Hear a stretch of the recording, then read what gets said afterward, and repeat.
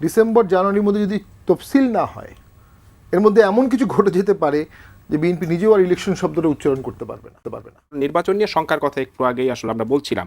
আপনার দলের নির্বাচনে অংশগ্রহণ তো আসলে আরো শঙ্কার বিষয়, একটা অনিশ্চিত বিষয়। কারণ অনেকগুলো দলই তো আপনাদেরকে ফ্যাসিস্টের সহযোগী বলছে, আপনাদের অপরাধের কথা উল্লেখ করছে, আপনাদেরকে নির্বাচন প্রসেসের বাইরে রাখার দাবি উঠেছে। আপনাদের দলের আসলে পরিকল্পনাটা কি? দেখুন, সবগুলো দল ফ্যাসিস্টের দোষর গালি দিলেই বা কি যায় আসে, বা সবগুলো দল মিলে যদি বাদ করে দিতে চায় তাহলেও লিগালি কি দায় আসে? মেজরিটেরিয়ান রুল তো এটা না যে আপনি 99টা দল মিলে বলবে একটা দলকে বাদ দিয়ে দেন। যার আইনগত অধিকার আছে, যার বৈধতা আছে, নিবন্ধন আছে, সে ভোট করবে। এক্সিকিউটিভ অর্ডারে আওয়ামী লীগের নিবন্ধন সাময়িকভাবে বাতিল করা হয়েছে, সেটা নিয়ে নিন্দার ঝড় উঠেছে কিছুটা। হিউম্যান রাইটস ওয়াচ বলেছে এটা উঠে দেওয়া উচিত। আওয়ামী লীগের ব্যানটাই তো এখনো জাস্টিফাইড পুরোপুরি করতে পারছে না, সকল দোষরদের তো আরো পরের ধাপে আসবে। কথায় কথায় সবাই 17 বছরের ফ্যাসিস্ট আমল বলেন, আমরা মনে করি 9 থেকে 13 আমলটাকে আমরা বাংলাদেশের আগের আমলের মতোই বলতে পারবো।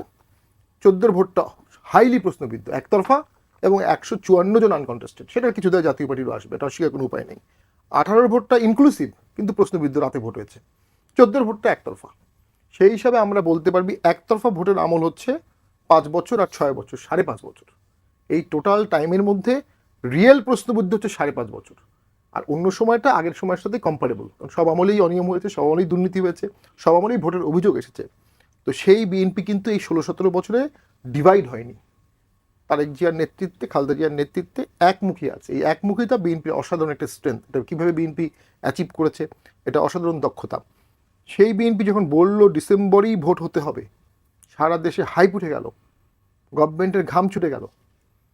প্রধান উপদেষ্টা লন্ডন চলে গেলেন তথাকথিত একটা অ্যাওয়ার্ড সেরিমনির কথা বলে। মূল উদ্দেশ্য ছিল তারেক জিয়ার সাথে কথা বলে। এই যে ডিসেম্বরটা ফেব্রুয়ারিতে পিছিয়ে গেল, আমার কাছে মনে হয়েছে বিএনপি একটা সেলফ পারপিচুয়েট ট্র্যাপে পড়ে গেছে।